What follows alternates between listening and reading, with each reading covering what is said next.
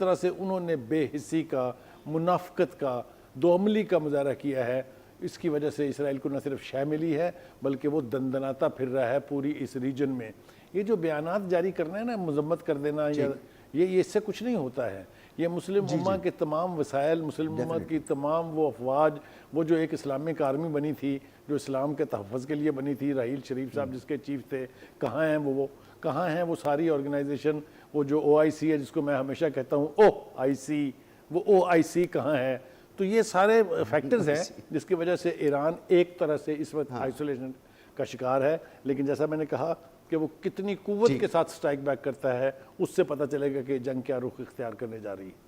جی بالکل بالکل آپ درست فرما رہے ہیں، اسی کا اب انتظار ہے۔ تو بریگیڈیئر ریٹائرڈ حارث نواز صاحب، سر آپ فرمائیں، ایران کے پاس بہترین ڈرونز موجود ہیں اور اس کے پاس بہت بڑی رینج ہے میزائلز کی، جو 2000 کلومیٹر سے لے کر اور 300 350 یا 200 کلومیٹر تک مار کرنے والے میزائل اس کے پاس موجود ہیں۔ تو مگر اسی کے جواب میں اسرائیل کی طرف دیکھیں تو آئرن ڈوم اس کے پاس اور ملٹیپل ایئر ڈیفنس سسٹم ہے اس کا، اور پھر فاصلہ بہت زیادہ ہے، تو امریکہ بھی کہہ رہا ہے کہ دفاع میں اس کی مدد کرے گا۔ خود اسرائیل کے پاس بھی بڑی ٹیکنالوجی اور مہارت موجود ہے۔ تو کیا لگتا ہے آپ کو، ایران کے پاس بہترین میزائل سسٹم ہونے کے باوجود، یعنی حملے کی طاقت ہونے کے باوجود، وہ ایک مؤثر حملہ کر سکتا ہے، جواب دے سکتا ہے اسرائیل کو؟ انڈرسٹینڈ کہ اس وقت ایران کو ایک ریلائز کرنا چاہیے تھا کہ امریکہ نے، صاحب مجھے سن پا رہے ہیں آپ؟ جی I can hear you, can you hear me? Brigadier Tipu Sultan صاحب بھی ہمارے ساتھ موجود ہیں۔ سر آپ کو بھی خوش آمدید۔ سر آپ نے میرا سوال سن لیا ہوگا، ٹیپو سلطان صاحب آپ اگر اس کا جواب دینا چاہیں۔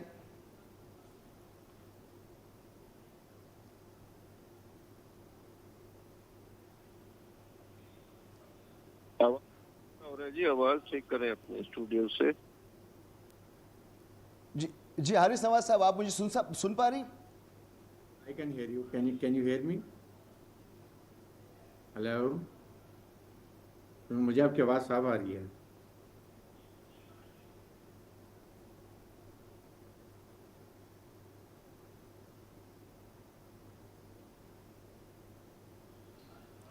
میں حارث نواز صاحب کو نہیں سن پا رہا۔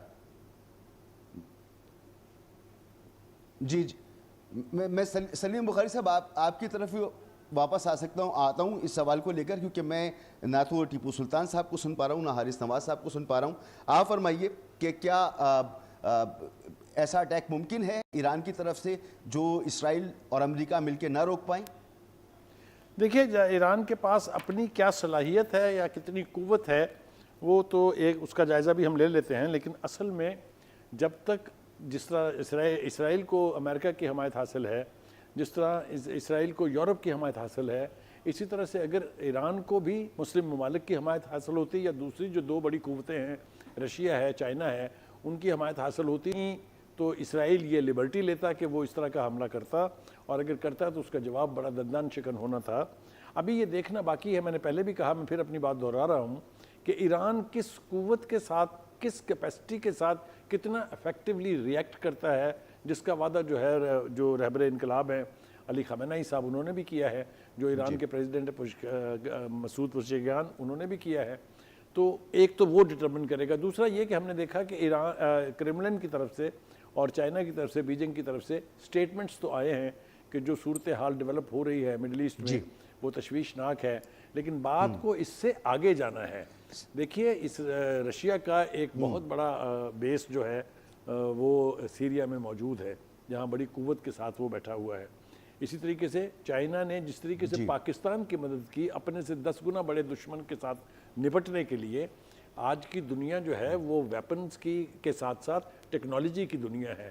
ٹیکنالوجی نے ثابت کیا ہے کہ اپنے سے بڑا دشمن جتنا بھی قوت والا ہو اس کا مقابلہ کیا جا سکتا ہے۔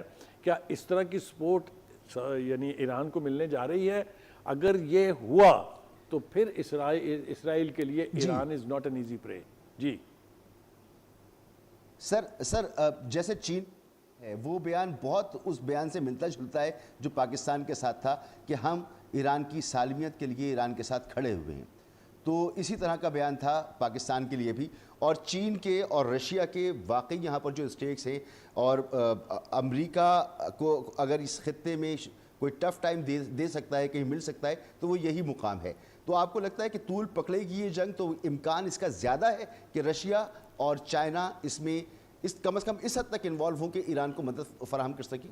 دیکھیے پہلے میرے خیال سے پاکستان سے بات شروع کر لیتے ہیں. یقینی طور پہ پاکستان کی طرف سے اب تک جو رسپونڈ کیا گیا ہے ان ٹرم آف سٹیٹمنٹس, چاہے وہ پرائم منسٹر کا ہے, پریزیڈنٹ کا ہے, 2 ریزولوشنز ہیں جو ایک سینٹ میں پاس ہوئی ہے اور ایک نیشنل اسمبلی میں پاس ہوئی ہے, اور ایک فارن آفس کا جو ریئیکشن ہے.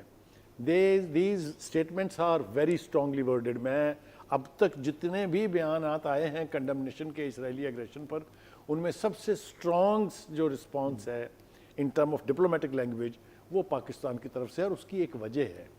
میں یہاں یاد دلاتا چاہوں آپ کو بھی اور ہمارے ناظرین کو بھی کہ دیکھیے یہ ایک تاثر ہے کہ اگر ایران کو ٹیم کرنے کی کوشش کی جاتی ہے تو اس کے بعد اگلا نمبر ہمارا ہے. یہ ادراک میرے خیال سے پاکستان کی لیڈرشپ کو بھی ہے, پاکستان کی عوام کو بھی ہے. کیونکہ میں اگر یاد دلاؤں آپ کو تو 1948 میں سب سے پہلے جو وزیر اعظم تھے اسرائیل کے, انہوں نے اپنی قوم کو یہ پیغام دیا تھا کہ آپ کو کسی سے ڈرنے کی ضرورت نہیں ہے سوائے ایک ملک کے جس کا نام ہے پاکستان. 1948. اس کے بعد سے ان کی یہ بات جو ہے اسرائیل کے سلیبس میں پرائمری سے لے کے ہائی اسکول سے لے کے یونیورسٹی تک پڑھائی جاتی ہے. تو پاکستان کے بارے میں اسرائیل کی دشمنی جو ہے, اسی لیے اس نے مودی کے ساتھ اتنا کلوز گٹھ جوڑ کیا ہوا ہے کہ they want Pakistan to bleed. Pakistan نے اپنی ہمت سر پر رپورٹس تو ایسی بھی آئی ہیں کہ پہلگام کے پیچھے بھی اسرائیل تھا, مگر سر مجھے ذرا بریگیڈیئر حارث نواز صاحب کی طرف آواز نہیں جا رہی تھی. بریگیڈیئر صاحب آپ مجھے سن پا رہے ہیں اب؟ I can hear you. Hello sir فرمائیے کہ ایران کے پاس جو کیپیسٹی ہے, میزائل کیپیسٹی اور ڈرون, تو کیا ایسا حملہ ممکن ہے جسے امریکہ اور اسرائیل مل کے ناکام نہ بنا سکیں؟ آپ کو لگتا ہے ایسا کچھ ہو سکتا ہے؟ دیکھیں بات یہ ہے کہ وی مسٹ انڈرسٹینڈ کہ اس وقت ایران بالکل آئسولیٹڈ ہے. ان کی جو پراکسیز تھیں جو انہوں نے رکھی ہوئی تھی, جس میں حزب اللہ تھا, حزب اللہ کی آرگنائزیشن تھی, حماس, ہوتیز, ان کو اسرائیل نے تقریباً نیوٹرلائز کر لی ہے. نمبر 2 اس کے بعد جو سیکنڈ ایک اسٹرانگ پلیس تھی وہ ان کے پاس سیریا تھی, جہاں سے یہ اپنا میزائل ٹیکنالوجی ہر چیز حزب اللہ کو, حماس کو سپلائی کرتے تھے. وہاں پر اسرائیل آ کے بیٹھ گیا, امریکن کنٹرول ہو گیا, وہ ختم ہو گیا. اس وقت اسرائیل از ان ویری یہ ایران از ان ڈیفیکلٹ سچویشن. اور پھر ظاہر ہے کہ جب نیگوزیشن کرتے رہے تو ان کو اسی گاب میں ایران اسرائیل تیاری کرتا رہا, اور پھر جا کے الٹیمیٹلی اٹیک کر لیا. دیکھنا یہ کہ ہماری ایران کو سمجھنا چاہیے کہ آپ نے کیا تیاری کی ہوئی تھی. آپ نے اپنی پہلی اٹیک میں ہی اپنی تمام ٹاپ ملٹری لیڈرشپ اور سائنٹسٹ کو مروا دیا.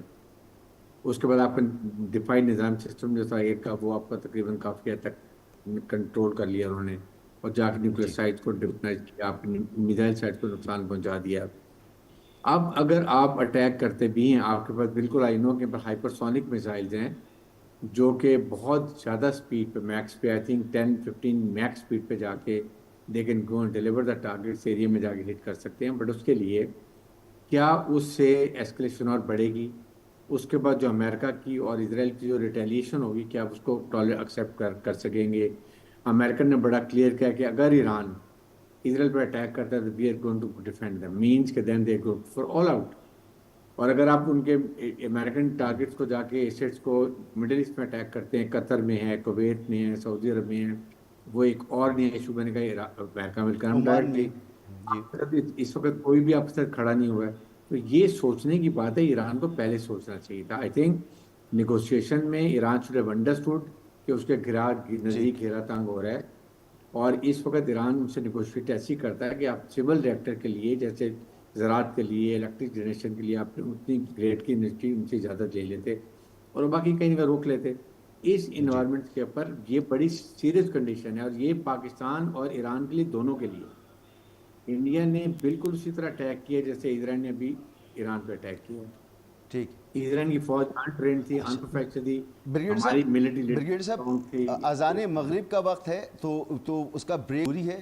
میں اس گفتگو کو اذان کے بعد ہم آگے بڑھاتے ہیں.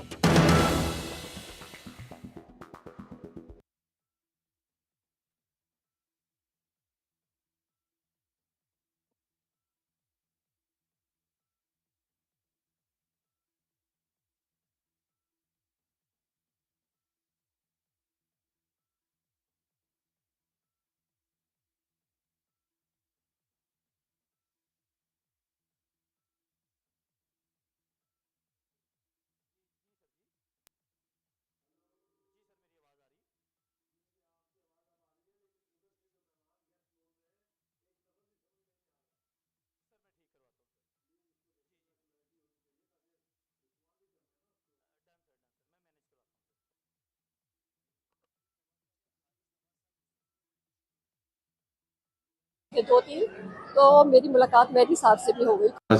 ہوتیز ان کو اسرائیل نے تقریباً نیوٹرلائز کر لیا. نمبر 2 اس کے بعد جو سیکنڈ ایک اسٹرانگ پلیس تھی وہ ان کے پاس سیریا تھی, جہاں سے یہ اپنا میزائل ٹیکنالوجی ہر چیز حزب اللہ کو حماس کو سپلائی کرتے تھے. وہاں پر ادھر لا کے بیٹھ گیا انگیج کیے رکھا, اور اس کے ساتھ ساتھ اسرائیل جو ہے وہ اپنے حملے کی تیاری کرتا رہا. جی آپ کو میری آواز آ رہی ہے؟ جی میں آپ کو سن رہا ہوں, سن پا رہا ہوں میں آپ کو, جی فرمائیے. جی دیکھیے میں یہ کہہ رہا تھا کہ جو فرسٹ سٹرائک کرتا ہے جو بھی ملک کسی دوسرے ملک کے خلاف, اس کو انیشلی ایڈوانٹیج حاصل ہوتی ہے, لیکن اگر یہ جنگ طول کھینچتی ہے تو پھر فیصلہ جو ہے وہ کسی اور کرائیٹیرین کے اوپر ہوگا. اس وقت جو سب سے اہم بات ہے وہ یہ ہے کہ ایران کے خلاف جو سب سے بڑی سازش میں ذاتی طور پہ سمجھتا ہوں جس نے کی ہے اس کا نام ٹرمپ ہے, جس نے وہ مذاکرات کا جو جال بنا تھا اس میں ایران کو انگیج کیے رکھا اور اسرائیل کو ساتھ ساتھ نہ صرف ہلا شیری دی بلکہ وہ تمام چیزیں مہیا کی جس کی ایک جنگ کا آغاز کرنے کے لیے ضرورت ہوتی ہے, چاہے وہ سیٹلائٹ انفارمیشن ہے, چاہے وہ انٹیلیجنس ہے. یہ سب کچھ جو ہے یہ امریکہ کی طرف سے مہیا رہا ہے اسرائیل کو, اور اسرائیل اور نیتن یاہو جس جنگ کا اب آغاز کر چکے ہیں اگر یہ طول پکڑتی ہے تو Israel will be a loser, because Israel چھوٹا سا ملک ہونے کے ساتھ افورڈ نہیں کر سکتا کہ کسی طویل جنگ کا وہ متحمل ہو.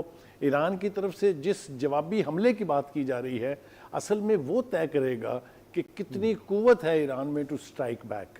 صرف ڈرون بھیجنے سے کچھ ہونے والا نہیں ہے, اس سے بڑھ کے بات اگر نہیں ہوگی, اس سے بڑھ کے زیادہ رسپانس اگر نہیں ملے گا تو یہ جنگ جو ہے وہ یک طرفہ جس طرح آپ نے کہا وہ رخ اختیار کر لے گی. وہ میرا نہیں خیال کہ کسی کے بھی یعنی انگیج کیے رکھا, اور اس کے ساتھ ساتھ اسرائیل جو ہے وہ اپنے حملے کی تیاری کرتا رہا. جی آپ کو میری آواز آ رہی ہے؟ جی میں آپ کو سن رہا ہوں, سن پا رہا ہوں میں آپ کو, جی فرمائیے. جی دیکھیے میں یہ کہہ رہا تھا کہ جو فرسٹ سٹرائک کرتا ہے جو بھی ملک کسی دوسرے ملک کے خلاف اس کو انیشلی ایڈوانٹیج حاصل ہوتی ہے, لیکن اگر یہ جنگ طول کھینچتی ہے تو پھر فیصلہ جو ہے وہ کسی اور کرائیٹیرین کے اوپر ہوگا. اس وقت جو سب سے اہم بات ہے وہ یہ ہے کہ ایران کے خلاف جو سب سے بڑی سازش میں ذاتی طور پہ سمجھتا ہوں جس نے کی ہے اس کا نام ٹرمپ ہے, جس نے وہ مذاکرات کا جو جال بنا تھا اس میں ایران کو انگیج کیے رکھا اور اسرائیل کو ساتھ ساتھ نہ صرف ہلا شیری دی بلکہ وہ تمام چیزیں مہیا کی جس کی ایک جنگ کا آغاز کرنے کے لیے ضرورت ہوتی ہے, چاہے وہ سیٹلائٹ انفارمیشن ہے, چاہے وہ انٹیلیجنس ہے. یہ سب کچھ جو ہے یہ امریکہ کی طرف سے مہیا رہا ہے اسرائیل کو, اور اسرائیل اور نیتن یاہو جس جنگ کا اب آغاز کر چکے ہیں اگر یہ طول پکڑتی ہے تو Israel will be a loser, because Israel چھوٹا سا ملک ہونے کے ساتھ افورڈ نہیں کر سکتا کہ کسی طویل جنگ کا وہ متحمل ہو. ایران کی طرف سے جس جوابی حملے کی بات کی جا رہی ہے اصل میں وہ طے کرے گا کہ کتنی قوت ہے ایران میں ٹو سٹرائک بیک. صرف ڈرون بھیجنے سے کچھ ہونے والا نہیں ہے, اس سے بڑھ کے بات اگر نہیں ہوگی, اس سے بڑھ کے زیادہ رسپانس اگر نہیں ملے گا تو یہ جنگ جو ہے وہ یک طرفہ جس طرح آپ نے کہا وہ رخ اختیار کر لے گی. وہ میرا نہیں خیال کہ کسی کے بھی یعنی حق میں ہے, خاص طور سے اس خطے کے مسلم ممالک جو ہیں جس طرح سے انہوں نے بے حسی کا, منافقت کا, دوعملی کا مظاہرہ کیا ہے, اس کی وجہ سے اسرائیل کو نہ صرف شے ملی ہے بلکہ وہ دندناتا پھر رہا ہے پوری اس ریجن میں. یہ جو بیانات جاری کرنا ہے نا, مذمت کر دینا, یا یہ اس سے کچھ نہیں ہوتا ہے. یہ مسلم امہ کے تمام وسائل, مسلم امہ کی تمام وہ افواج, وہ جو ایک اسلامک آرمی بنی تھی جو اسلام کے تحفظ کے لیے بنی تھی, راحیل شریف صاحب جس کے چیف تھے, کہاں ہیں وہ کہاں ہیں وہ ساری آرگنائزیشن, وہ جو او آئی سی ہے جس کو میں ہمیشہ کہتا ہوں او آئی سی, وہ او آئی سی کہاں ہے. تو یہ سارے فیکٹرز ہیں جس کی وجہ سے ایران ایک طرح سے اس وقت آئسولیشن کا شکار ہے, لیکن جیسا میں نے کہا کہ وہ کتنی قوت کے ساتھ سٹرائک بیک کرتا ہے اس سے پتہ چلے گا کہ جنگ کیا رخ اختیار کرنے جا رہی ہے. جی بالکل آپ درست فرما رہے ہیں, اسی کا اب انتظار ہے. تو بریگیڈیئر ریٹائرڈ حارث نواز صاحب, سر آپ فرمائیں, ایران کے پاس بہترین ڈرونز موجود ہیں اور اس کے پاس بہت بڑی رینج ہے میزائلز کی, جو 2000 کلومیٹر سے لے کر اور 300 350 یا 200 کلومیٹر تک مار کرنے والے میزائل اس کے پاس موجود ہیں. تو مگر اسی کے جواب میں اسرائیل کی طرف دیکھیں تو آئرن ڈوم اس کے پاس اور ملٹیپل ایئر ڈیفنس سسٹم ہے اس کا. اور پھر فاصلہ بہت زیادہ ہے، تو امریکہ بھی کہہ رہا ہے کہ دفاع میں اس کی مدد کرے گا، خود اسرائیل کے پاس بھی بڑی ٹیکنالوجی اور مہارت موجود ہے. تو کیا لگتا ہے آپ کو ایران کے پاس بہترین میزائل سسٹم ہونے کے باوجود، یعنی حملے کی طاقت ہونے کے باوجود، وہ ایک مؤثر حملہ کر سکتا ہے، جواب دے سکتا ہے اسرائیل کو؟ انڈرسٹینڈ کہ اس وقت ایران کو ایک ریلائز کرنا چاہیے تھا کہ امریکہ نے بریگیڈیئر صاحب مجھے سن پا رہے ہیں آپ؟ جی I can hear you, can you hear me? Brigadier Tipu Sultan صاحب بھی ہمارے ساتھ موجود ہیں. سر آپ کو بھی خوش آمدید. سر آپ نے میرا سوال سن لیا ہوگا. ٹیپو سلطان صاحب آپ اگر اس کا جواب دینا چاہیں.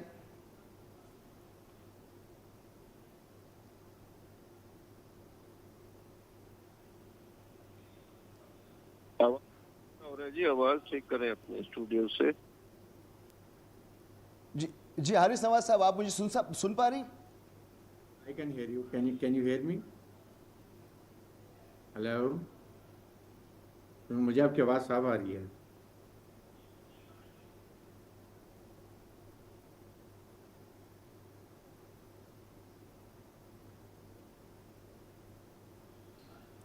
میں حارث نواز صاحب کو نہیں سن پا رہا. جی میں سلیم بخاری صاحب آپ کی طرف واپس آتا ہوں اس سوال کو لے کر، کیونکہ میں نہ تو ٹیپو سلطان صاحب کو سن پا رہا ہوں، نہ حارث نواز صاحب کو سن پا رہا ہوں. آپ فرمائیے کہ کیا ایسا اٹیک ممکن ہے ایران کی طرف سے جو اسرائیل اور امریکہ مل کے نہ روک پائیں؟ دیکھیے ایران کے پاس اپنی کیا صلاحیت ہے یا کتنی قوت ہے وہ تو ایک اس کا جائزہ بھی ہم لے لیتے ہیں، لیکن اصل میں جب تک جس طرح اسرائیل کو امریکہ کی حمایت حاصل ہے، جس طرح اسرائیل کو یورپ کی حمایت حاصل ہے، اسی طرح سے اگر ایران کو بھی مسلم ممالک کی حمایت حاصل ہوتی یا دوسری جو دو بڑی قوتیں ہیں رشیا ہے، چائنا ہے، ان کی حمایت حاصل ہوتی تو اسرائیل یہ لبرٹی لیتا کہ وہ اس طرح کا حملہ کرتا، اور اگر کرتا تو اس کا جواب بڑا دندان شکن ہونا تھا. ابھی یہ دیکھنا باقی ہے. میں نے پہلے بھی کہا، میں پھر اپنی بات دہرا رہا ہوں کہ ایران کس قوت کے ساتھ، کس کیپیسٹی کے ساتھ کتنا افیکٹولی ریئیکٹ کرتا ہے، جس کا وعدہ جو ہے جو رہبر انقلاب ہیں علی خامنہ ای صاحب انہوں نے بھی کیا ہے، جو ایران کے پریزیڈنٹ مسعود پزشکیان انہوں نے بھی کیا ہے. تو ایک تو وہ ڈٹرمن کرے گا. دوسرا یہ کہ ہم نے دیکھا کہ ایران کرملن کی طرف سے اور چائنا کی طرف سے، بیجنگ کی طرف سے سٹیٹمنٹس تو آئے ہیں کہ جو صورتحال ڈیولپ ہو رہی ہے مڈل ایسٹ میں وہ تشویشناک ہے، لیکن بات کو اس سے آگے جانا ہے.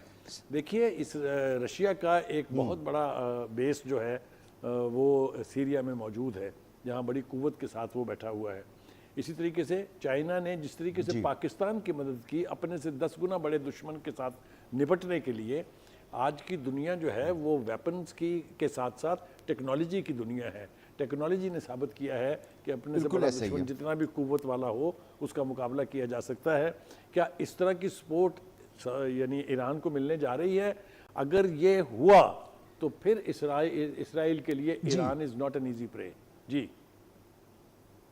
سر جیسے چین ہے وہ بیان بہت، امریکہ کیوں کہہ رہا ہے کہ جی میں اس میں ملوث نہیں ہوں تو اسرائیل ہے، حالانکہ یہ ساری دنیا کو پتہ ہے. کوئی بھی عقل مند آدمی، باشعور آدمی جس کو یہ پتہ ہو کہ ادھر اسرائیل کے جہاز ہیں وہ امریکہ کے بنے ہوئے ہیں، ان کو جو ویپن سسٹم ہے سارے، ان کا جو سیٹلائٹ امیجری ہے وہ کہاں سے آ رہی ہے، ان کو انٹیلیجنس کہاں سے آ رہی ہے، ان کی یہ ساری مدد کہاں سے آ رہی ہے. تو امریکہ اس لیے کہہ رہا ہے کہ اس کی جو ڈپلائمنٹ ہے گلف کے اندر اور ارد گرد کے ملکوں کے اندر، وہ نہیں چاہتا کہ اس کے اوپر کوئی حملہ ہو یا اس کو تھریٹ ہو. پھر جو تیل کی ترسیل ہے ہرموز کے تھرو یا باب المندب میں معاملات ہیں سی لائنز کے، وہ کھلے رہے. تو میرے خیال میں یہ ساری صورتحال دیکھتے ہوئے آپ کو یہ معلوم ہوتا ہے کہ یہ جنگ اس وقت تو یہ یک طرفائی ہے. اس کی وجہ یہ ہے کہ جو حملے کیے ایران کے اوپر اسرائیل نے وہ بہت زیادہ افیکٹو تھے اور ان اپوزڈ تھے. ان کے جو ویپن سسٹم انہوں نے استعمال کیے ہیں وہ بہت دور تک اندر جاتے ہیں. وہ ایک جگہ پہ وہ ڈیورنڈل بامز ہوتے ہیں وہ جو ڈیپ جا کے پھٹتے ہیں، اور پھر اس کے بعد دوسرا تیسرا ایک ہی جگہ پہ وہ گہرائیوں تک وہ پہنچ جاتے ہیں. تو یہ نقصان ان کو ضرور ہوا ہے. اب یہ ڈیپینڈ کرتا ہے کہ ایران جو ہے وہ مین لینڈ اسرائیل کے اوپر حملہ کرتا ہے یا وہ کوئی اس کے حملے کی ریجنل کنوٹیشنز بھی ہیں. آیا وہ ہرموز کو بند کرے گا، تیل کی ترسیل بند کرے گا؟ کیونکہ ایران کا افیکٹو ہونا ریجنلی بہت زیادہ ضروری ہے. مجھے نہیں لگتا کہ ایران جو ہے وہ سبسٹینشل ڈیمیج کر سکے گا مین لائن اسرائیل کو, کیونکہ ان کے سسٹم ایک تو دور ہے, پھر ان کا جو سسٹم ہے, جو آئرن ڈوم سسٹم ہے, جو ان کے ایئر ڈیفنسز ہیں, اور جو ان کو امریکہ کی جو ان کو مدد حاصل ہے وہ یہ ہے. اور آخری بات میں آپ سے یہ کروں گا کہ جب ایران کو اتنے وہ پریگمیٹک ان کو ہونا چاہیے تھا کہ جب ان سے نیگوشیشن ہو رہی تھی تو یہ ساری کمزوریاں سمجھتے ہوئے وہ دیکھتا اور کسی نہ کسی نیگوشیشن سیٹلمنٹ پہ وہ پہنچتا. اب تو ہو گیا جو ہونا تھا, اب واپس تو ہم جا نہیں سکتے, اب آلریڈی ہم حالت جنگ میں. اب بیسٹ آپشن کیا رہ جاتا ہے ایران کے پاس کہ وہ کیا کرے؟ لبنان کے اندر وہ نیوٹرلائز ہو چکا ہے, سیریا کے اندر وہ نیوٹرلائز ہو چکا ہے, کچھ تھوڑا بہت اس کا جو افیکٹیوٹی ہے وہ باب المندب اور وہ یمن کی طرف وہ ہے. ٹھیک سر یہ ہے کہ میں ذرا جی بالکل آپ کی بات پہنچ رہی ہے کہ ایران کو جو کرنا تھا وہ ٹائملی کرنا تھا, ایران ٹائملی نہیں کر سکا, اس کے بس میں نہیں تھا, اس کے اوپر پابندیاں تھیں یا وہ یہ صلاحیت ہی نہیں رکھتا تھا, یہ ایک الگ بات. اب جنگ ہو رہی ہے, اویس طاہر صاحب اس کا ایئر ڈیفنس سسٹم S-300 پچھلے حملے میں جو پچھلی دفعہ 2024 میں حملہ کیا تھا وہ تباہ کر دیا تھا اسرائیل نے. اس کی میزائلوں کا ذخیرہ, میزائل بنانے والی فیکٹریز تباہ کر دی تھیں. گریجولی ایران کو کمزور کیا گیا, اس کی پراکسیز کو ختم کیا گیا, نیوٹرلائز کیا گیا. شام کو کل بھی ہم نے ذکر کیا تھا. اب اس کی یہ حالت جنگ میں ہے, ابھی یک طرفہ جنگ ہمیں نظر آ رہی ہے. اسرائیل حملے کر رہا ہے, ایران جو ہے اس کا کوئی حملے روک نہیں پا رہا اور اس کے کوئی مؤثر حملے ہمیں اسرائیل پہ نظر بھی نہیں آ رہے. تو اس کی سیاسی امپلیکیشن کیا ہوگی اس ریجن کے لیے اور دنیا کے لیے؟ بہت شکریہ مسعود. دیکھیے یہ تو جو نیتن یاہو ہے, جو ان کا کلیم ہے کہ وہ نیوکلیئر جو فیسلٹیز ہیں وہ تباہ کر رہے ہیں اور نیوکلیئر پروگرام کو ختم کر رہے ہیں ایران کے, اور پری ایمپٹیو اسٹرائک کر رہے ہیں اور سیلف ڈیفenس کر رہے ہیں, یہ بالکل جھوٹ اور جھوٹ پہ مبنی یہ بیان ہے. کیونکہ یہ چاہتے ہیں نیتن یاہو کہ جو US اور ایران کے درمیان کوئی بھی ممکنہ ڈیل جو ہے اس کو انہوں نے... بلاول بھٹو صاحب آ گئے, کچھ اہم بات کر رہے ہیں اور ذرا ان کی گفتگو سن لیتے ہیں پھر واپس آتے ہیں. معذرت ہمیں یہاں رکنا پڑ رہا ہے. And the question, we're not asking the question, please. We'll begin from what? Ladies first.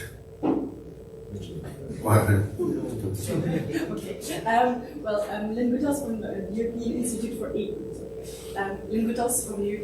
Asian Studies.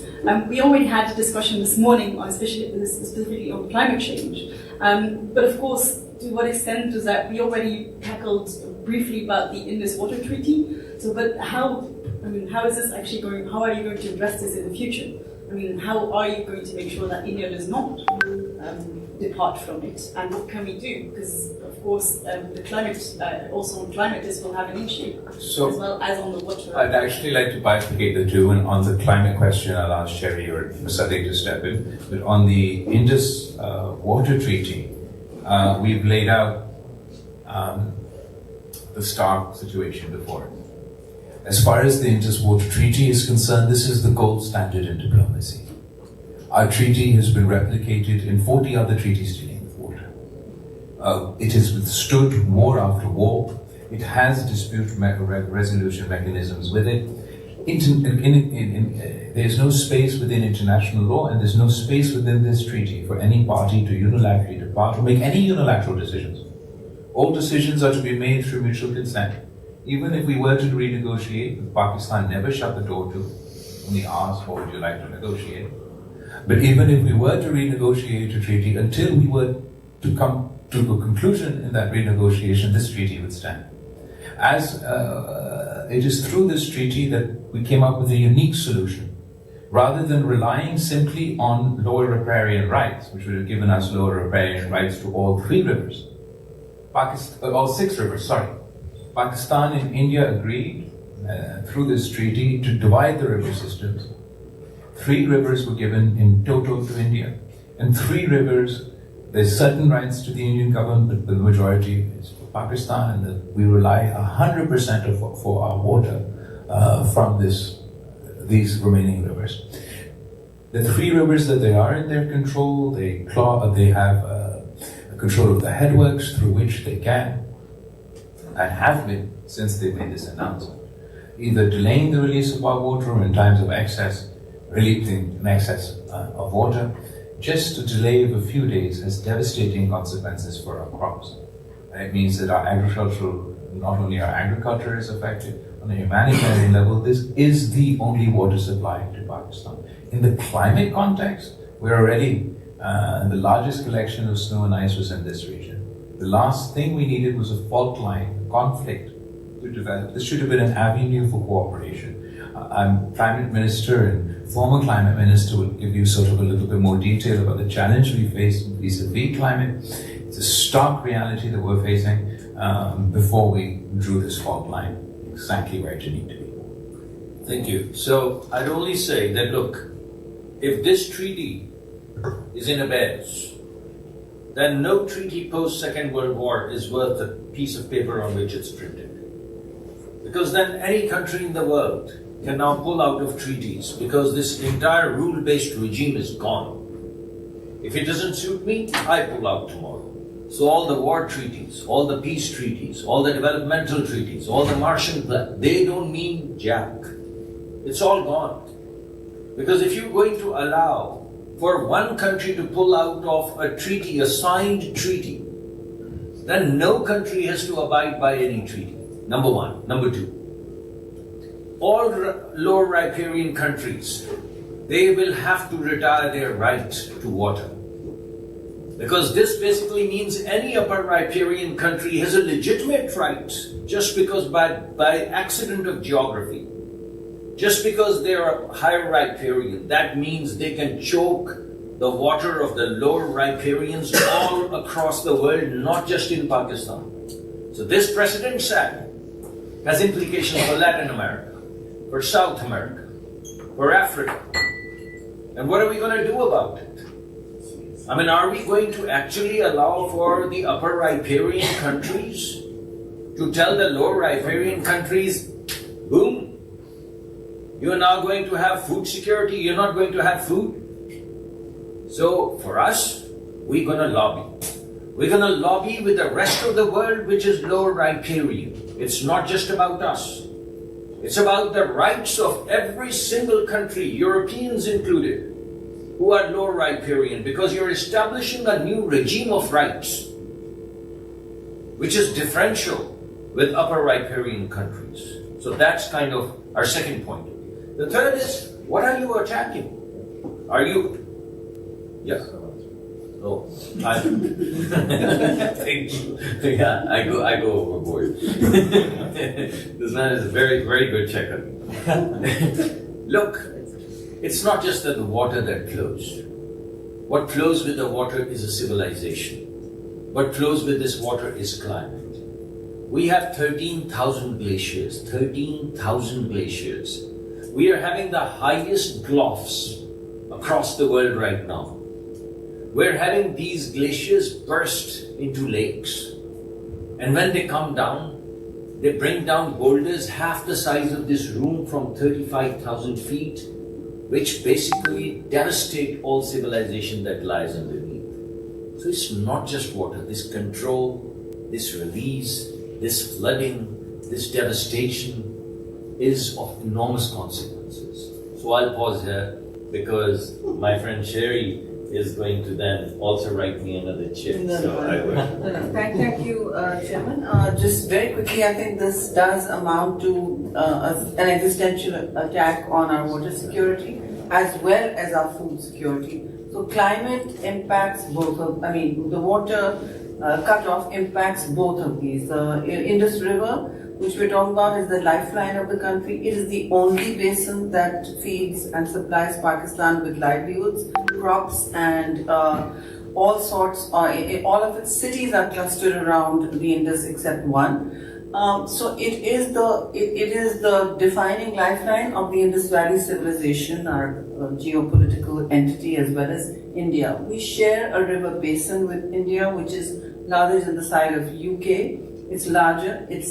So we are already water stressed because the groundwater is gone, which means water that is under the surface. The treaty governs just the surface water. which they have been siphoning off for many years in their constructions.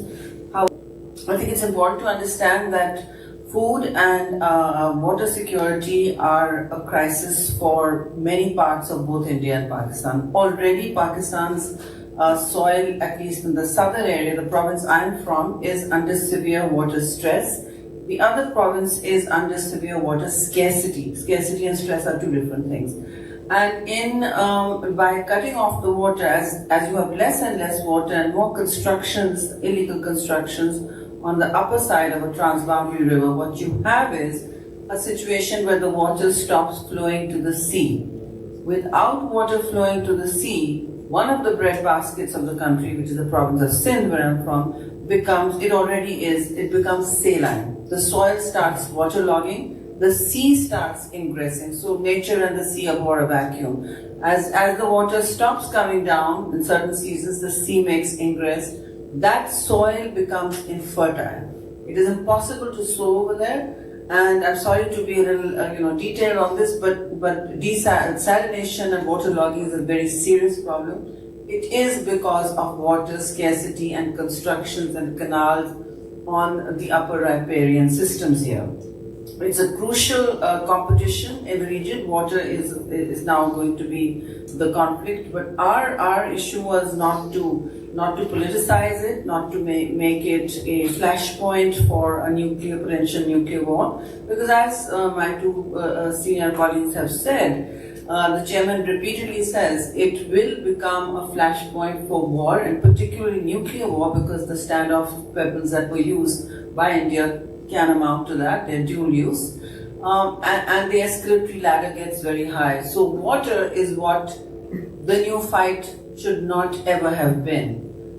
Food, water, human migrations, this will result in larger migrations, larger land hunger, which is already higher than India, but they have a lot more population, they have a lot more of everything.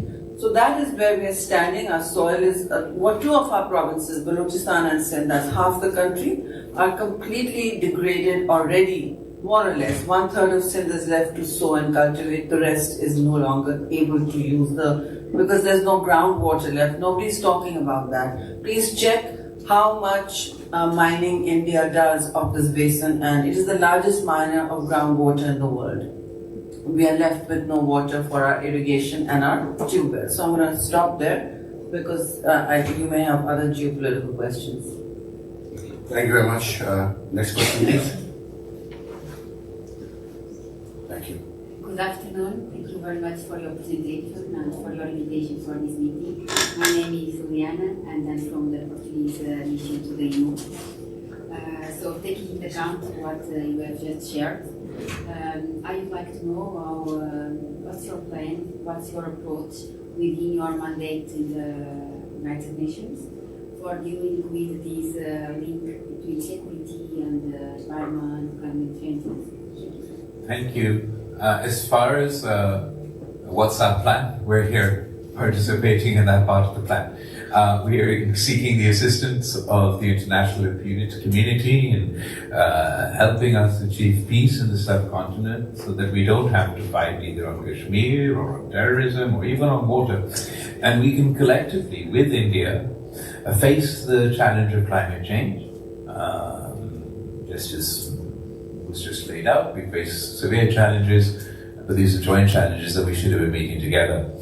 Within the context of the Indus Water Treaty, we, as far as the United Nations is concerned, I believe the United Nations Security Council is holding a debate next month on the respect for treaties. I think that will be incredibly important in the context of what we're seeing in the subcontinent.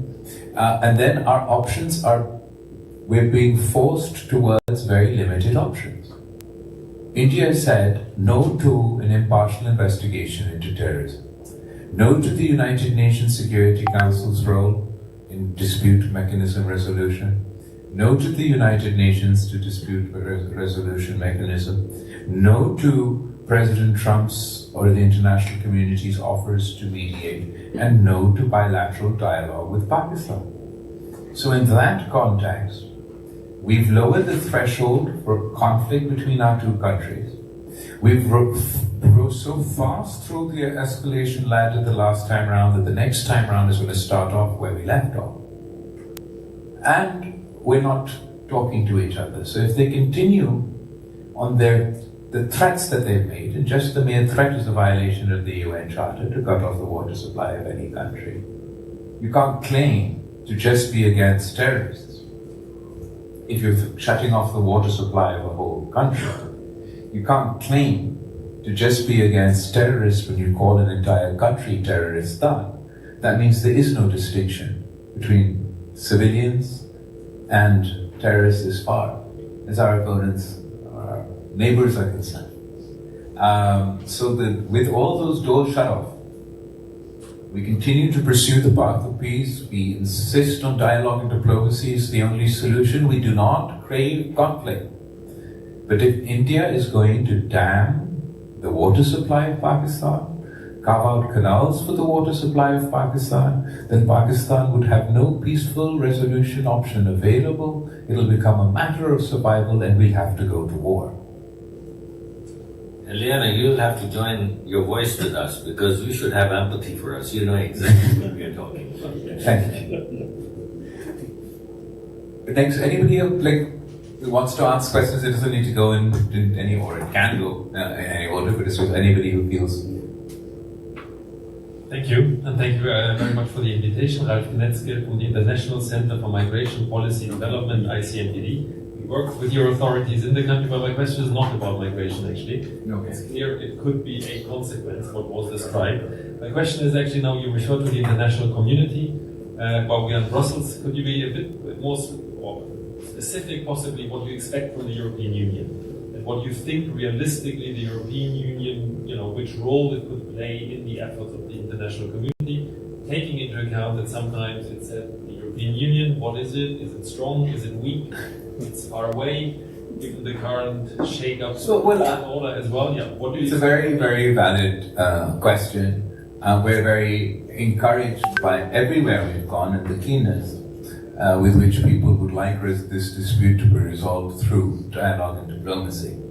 And given the European Union's stance on international law, stance on respecting the UN Charter, stance on the respect for treaties, stance on not denying food or water to civilian populations anywhere in the world, stance on the importance of UN Security Council resolutions and the UN Charter. I think that there's a lot that the European Union can do. And I've been reminding, and this is not sort of specifically for you, but it has been a constant refrain wherever we have gone. Where we've quoted the fact that all it takes for evil to succeed is for good men to do nothing.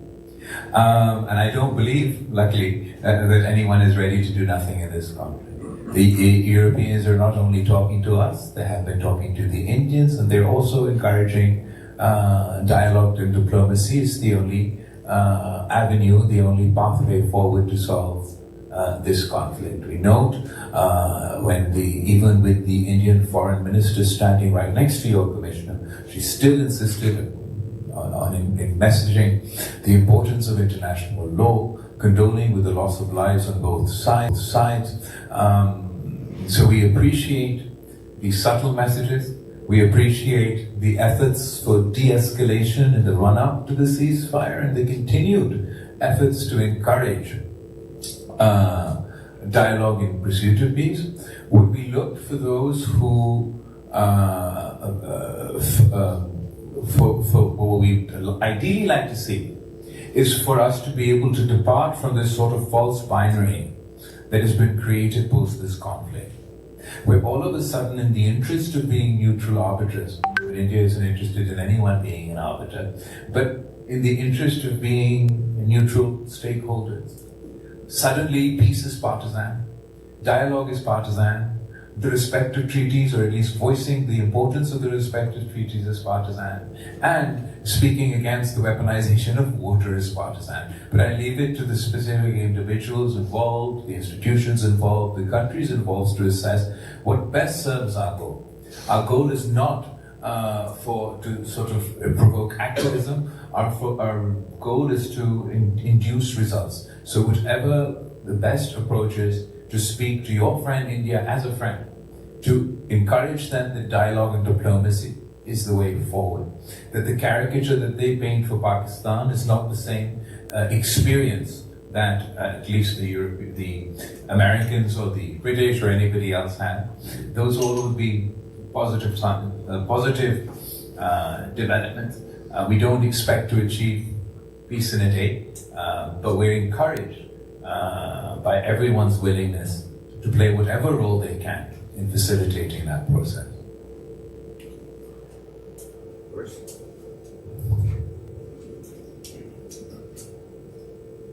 Thank you. There's many questions to ask. I'm a retired journalist working on the Journalists ever retire? Journalists do retire, but then they remain active. So we can never escape the profession.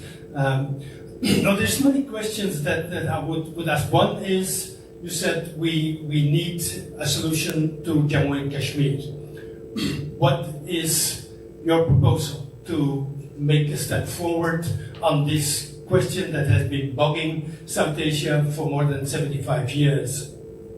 Second, India cannot just turn off the tap. And the water scarcity that the minister was referring to is predating the abeyance. So there's already a problem. How do you see what, or let me put it more specifically, what happened or what did you measure happening after India said that it put the treaty in abeyance? Is there a real difference today as compared to, say, 2 months ago? And then third, somebody has to ask the difficult question, is there anything that the Pakistani government is planning to do to get rid of militant outfits that are so convenient for India to blame Pakistan as a terrorist state? Thank you for the opportunity to answer all these questions. These exactly the topics that you mentioned are those that we believe that can come up within the context of a comprehensive dialogue with India. If we have a comprehensive dialogue, that means an all-encompassing dialogue. And that gives us an opportunity to discuss all issues, at least bilaterally. As far as the question of Kashmir, given that you're an expert, you know Pakistan's long-standing position is in line with the UN Security Council resolutions and in accordance to international law. Only once we deliver the plebiscite to the people of Kashmir, their right to self-determination, would be our position. India would bring their position as part of a comprehensive dialogue. But I believe there are dueling reasons now that we must address the issue of Kashmir. If India thought that this was an internal issue, they have ensured that this never remains an internal issue. Not only because of the multilateral politics and the commitments to international law and what does the United Nations mean if we can decide that we're not going to apply whatever is inconvenient to us. Not least the promise that we in the international community has made to the people of Kashmir, not least because this is a legacy of partition left over by the colonial powers that still bleeds to this day, has led to wars in the past and is providing the groundwork for the wars between us, India and Pakistan, even to this day. As far as indigenous terrorism is a challenge within India, it has become a root cause to the indigenous terrorism that was demonstrated in this last terrorist attack, particularly post-2019, where the policies of the state have become even more aggressive, repressive, and suppressive. They've moved away from their domestic commitments to the people of Kashmir. In that circumstance, what you're doing is you're creating the perfect environment to breed indigenous terrorism, and that indigenous terrorism will challenge India in a way that no cross-border terrorism ever could. And instead of addressing this issue, we're ignoring the issue and making it worse. If we don't find a solution for Kashmir, and the situation on the ground continues to deteriorate, then the environment is created and the new youth in Kashmir will form the cannon fodder for the terrorist organizations of tomorrow that will continue to perpetuate these attacks. Before I go into the water, I'd like to sidestep onto the terrorist question. As far as what Pakistan has done, now the militant groups that exist on Pakistani soil are a result of the Cold War politics and the geopolitics of the 1980s. Every single group that you can name today, every single one, there's not one that's out of this orbit. Be it Al-Qaeda, be it the Taliban, be it these groups that are of concern to the Indian government. That's the groups of concern to the Indian government. All of them are a result, are the hangover, are the leftover elements of the Afghan jihad ecosystem in Afghan 1. That decision to set up this network of what was called at the time freedom fighters, who were dubbed at the time as the great mujahideen fighting the moral war of the West against the evil Satan. Evil Satan then was the Soviet Union. These were the same people who were invited to the White House by Ronald Reagan, and he declared that these are the moral equivalent to our founding fathers. And Pakistan, well, at the time was under a dictatorship, and my mother, Benazir Bhutto, was leading the resistance against the dictatorship. But even at that time, she wanted the Pakistani authorities and the international community that you're creating a Frankenstein monster that's going to come back and haunt us. And that Frankenstein monster came back and haunted the US at 9/11 and the entire world. Pakistan is part of the international coalition, targeted Al-Qaeda, targeted the Taliban. Well, now the Taliban is off the list, or God knows what the definition is over there. Targeted other organizations, reoriented our entire infrastructure of our state to treat some groups which we previously considered as allies as now terrorist organizations. That reorientation was a difficult and bloody process. The political leadership of the country across the board have now developed a consensus, but this consensus wasn't always there. We fought politically against these terrorists on the political battlefield by challenging them politically, and resulted in losing our lives, changing the state policy on the political front. The military leadership of Pakistan is not again the caricature that the world wants to paint of many, many generations ago, where there would have been conflict in this transition, where there would have been anti-Al-Qaeda as a result of 9/11 and their alliances in the world. But when you got down to the officers and the individuals who fought the wars alongside, who used to be the Mujahideen, they may have been grey area. Now, the military leadership in Pakistan have come up through the ranks while combating these terrorists on the front lines. They fought them in Swat, they fought them in South Waziristan, they fought them in North Waziristan. They earned their honors in valor and in bravery while fighting these terrorists, and then got promoted to the current ranks that they are while they lead our armed forces. So in that context, we fought the bloody war over what's left over from Afghan 1. The international community, through FATF, has only recently endorsed Pakistan's actions against the groups of concern to India. So we've lived up to international scrutiny of the FATF that endorsed Pakistan's actions against the LET and other groups, and have approved the actions that Pakistan has taken. And we've gone from the grey list to the white list because they believe that those actions are worth a while and are of significance. Now, so far, I've only talked about the challenges that we face from Afghan 1. The new terrorist problem that we're facing is Afghan 2, the consequences of the fall of Kabul. And we've seen in the space of the last couple of years a significant increase in terrorist attacks within Pakistan. At this point in time, if we continue at the trajectory that the terrorist attacks are just taking place in this year, I mean, not at the end of the year yet, but if it continues at this trajectory and we get to the end of the year, then this year, 2025, will be the bloodiest year Pakistan has seen as far as terrorism is concerned. Year after year, we've been the largest victims of terrorism. So far, 92,000 lives lost. Even this year, we hold the record, the glorious record, of being the country where the single largest number of terrorist attacks are taking place and the single largest number of victims of terrorism exist. It is in this context that we passionately advocate for regional cooperation, international cooperation to combat terrorism. The US just 2 days ago called Pakistan a phenomenal partner in combating terrorism. We have managed to collectively thwart terrorist attacks within Pakistan and in capitals across the Western world as a result of Pakistan and those Western countries' close collaboration and CT efforts. Pakistan and India, since 2012, have had no collaboration on counterterrorism.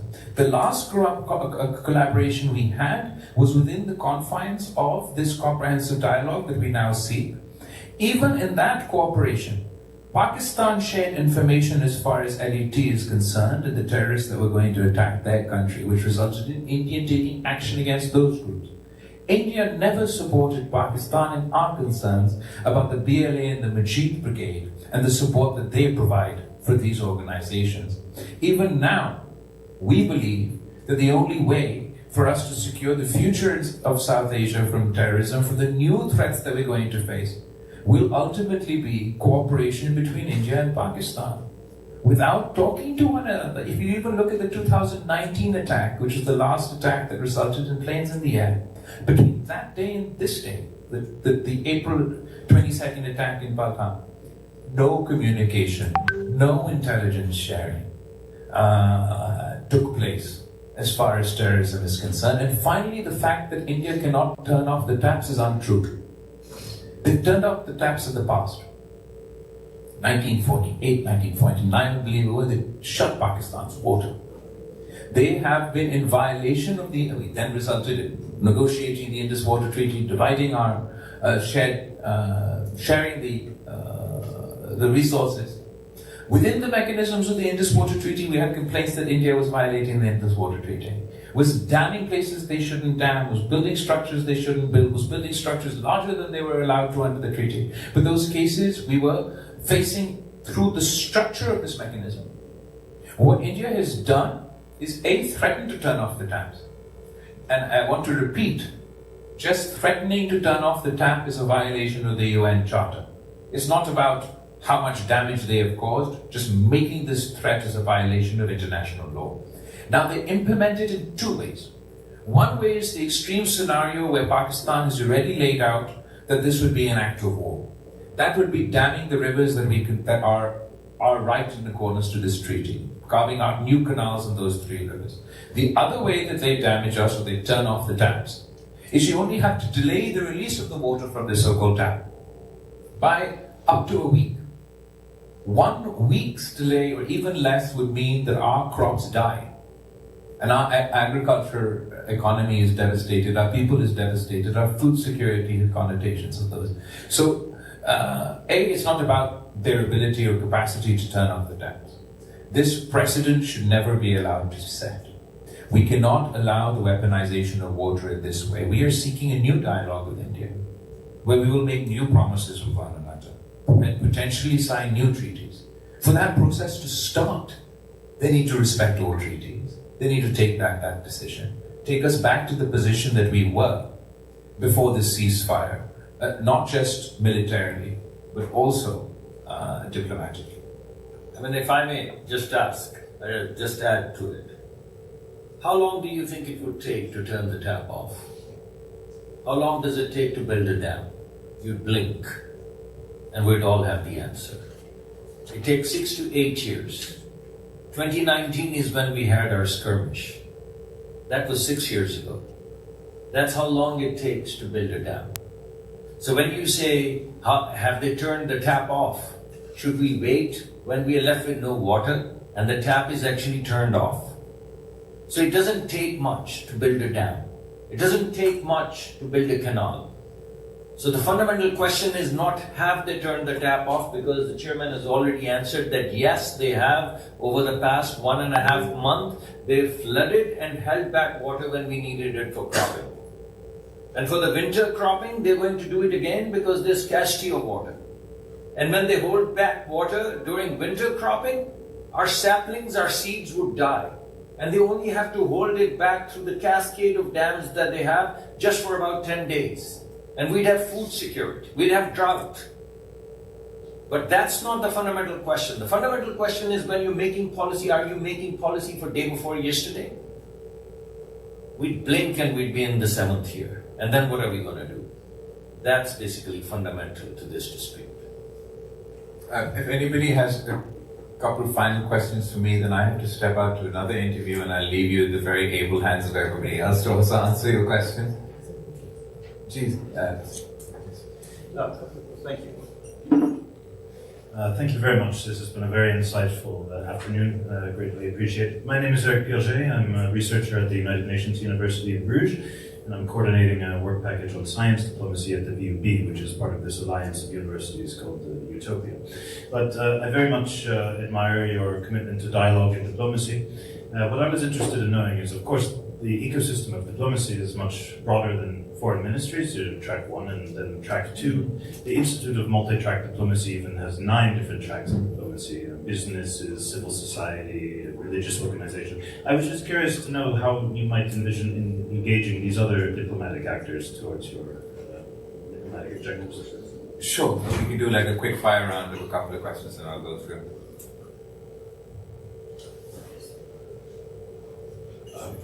Hello, Andreas Schlignitz, work for the EAS. A very short question. Sorry.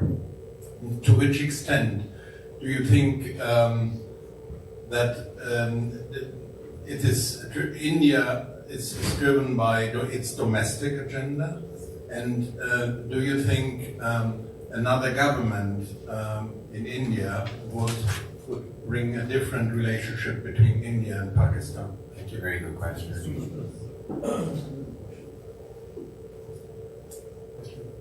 Michel de Kemeter, Club of Brussels. We are experts in regeneration, socioeconomic and environmental.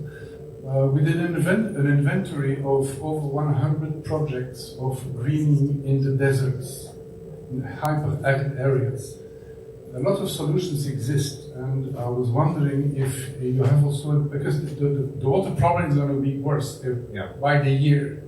So we can try to manage what we can manage today, but we know it's going to be worse. Solutions exist, local solutions for water management, flood captation, etc., etc. Do we have experiences like that and knowledge centers that knowledge can be shared with them in Pakistan or not? Or would you be interested to connect? Okay, absolutely. I think that let's start answering those questions. Justification to not talk and then unilaterally act, whether it was in 2019, the unilateral changes that they took within the Kashmir context or in the Indus Water Treaty. But obviously we will continue to pursue that path, and we would be very keen at any level and at any way if this conversation could start. I believe that a minimal improvement should be that at the moment we have DGMO to DGMO talks as far as the ceasefire implementation is concerned. The minimal elevation of that talks would be an NSA to NSA level talk, and then sort of develop it forward towards a comprehensive dialogue. As far as domestic politics, absolutely it's driven this. The only variable that has changed throughout this scenario is the domestic politics of India and the ruling government of India. Never before was water used as a weapon. Never before Anyway, as far as their domestic politics is concerned, I also don't want to comment on it beyond the reasonable, I can comment on it from my concerns, but ultimately that's a decision that the Indian public has to make. It's a decision that the Indian public has made, and we in Pakistan have to deal with this reality. And the reality is that you have a new government in India, that's a Hindutva government in India, that seeks inspiration not from the Gandhian secular India, but by the RSS assassin that assassinated Gandhi. They have a completely different approach to how India should work, how the region should work. They're ideologically committed to the idea of Akhand Bharat, which means that a greater India, an imaginary India that never existed as a single entity, that exists in the minds of these Hindu extremists, and they want to impose that view of the world on the entire region.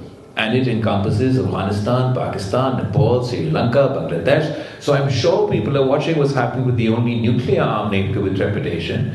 But this map of the greater India and other countries in the world have similar aspirations. This map of Akhand Bharat is on the walls of the Indian Parliament. So they've painted what they'd like to see in the region. And they use the tool that they use to achieve this is they use the whistle of terrorism to demonize the Muslims in India, the Muslims in Indian occupied Kashmir, and now, by extension, the Muslims in Pakistan. And Europe knows all too well what happens when you normalize the dehumanization of a specific community anywhere in the world.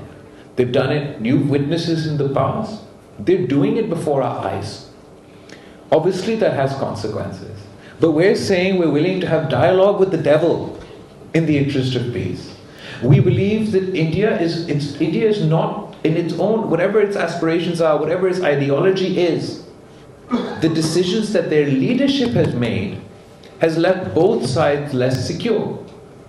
It is not in the interest of India that we leave our fates in the hands of non-state actors and terrorists. On the one hand, every time talks have been derailed, they've been derailed because of a terrorist act. So even in those circumstances, we, the leaders of India and Pakistan, are not deciding the fate of our people. We're leaving it to the terrorists to decide that we're talking, so they'll go into an attack and we sabotage the talk. Now we're saying that the decision to go to war will not be taken by Modi or Prime Minister Shehbaz Sharif. The decision to go to war between two nuclear arms nations would also be taken by nameless, faceless terrorists who decide to attack at will. This entire corner that Modi is painting his country and our region into is not in our mutual interest. To say that we have fought generation after generation over Kashmir and we will continue to fight. We will never talk. To say that we fought then after that consistently over the issue of terrorism, but still we're not to talk or to investigate. And then to add to that a new fault line and say that now we damn the future generations of Pakistan and of India to fight over water. That may be a fate that Modi is willing to damn his own citizens to. It's not a fate that I want to damn my citizens to, and we hold no ill will to the people of India. We would not want to damn them to this fate either. It will be a compulsion. We'll all have to talk to one another eventually to address these issues with the developments in our neighborhood over the last 24 hours. One border with Afghanistan is already, we're dealing with those consequences. Another border with India is a nuclear fault line, and our border with Iran is now under stress, to say it lightly. In that context, there's a false sense of calm that has prevailed, that now that we have achieved a ceasefire, it must mean that we've achieved a peace. We're further than that peace than we should be. And I believe that the European Union is very well placed to make the case for the respect for international law, to make the case for the non